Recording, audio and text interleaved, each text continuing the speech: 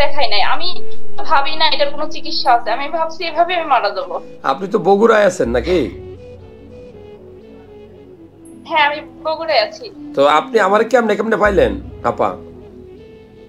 ওই যে আপনার ভিডিও গুলো দেখি, তারপরে আমি আপনারে কমেন্ট করি, তারপরে হচ্ছে অনেক আপনি সলিউশন দিচ্ছেন সবাইকে, এই জন্য আর কি তো ভাবলাম যে দেখি তো। এই যে আপনি এতক্ষণ ধরে আমার সাথে কথা বলছেন, হ্যাঁ, এখন আমি আপনাকে একটা ট্রিটমেন্ট হ্যাঁ, দিব হ্যাঁ। ইনশাআল্লাহ। তো কেমন লাগছে একটু বলেন তো, আপনার অভিব্যক্তি ব্যক্ত করেন।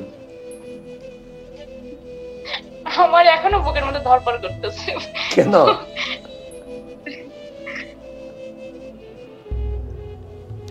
বুকের ভিতরে কেন দগদগ করতেছে, দুক করে কেন, ধরফর কেন করে?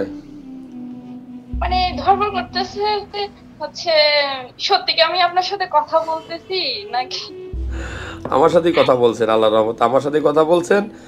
তো আপনাকে অনেক অনেক ধন্যবাদ যে আপনি মাশাল্লাহ মেয়ে মানুষ হয়ে সাহস করে অনলাইন, আপনার আরও আমরা অনেক ট্রিটমেন্ট দিছি অনেককে, হ্যাঁ। তো হ্যাঁ, হ্যাঁ। আপনাকে স্বাগত জানাই আমাদের এই অনলাইনের জগতে।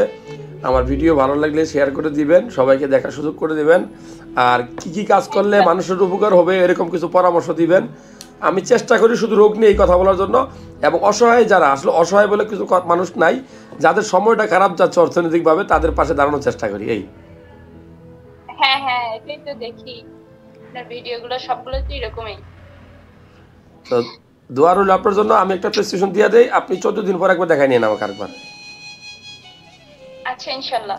আবারও অনেক অনেক ভালোবাসা আপা আপনার প্রতি। ভালো থাকবেন, ঠিক আছে? হ্যাঁ, ঠিক আছে, আপনি অনেক ভালো থাকবেন। আসসালামু আলাইকুম।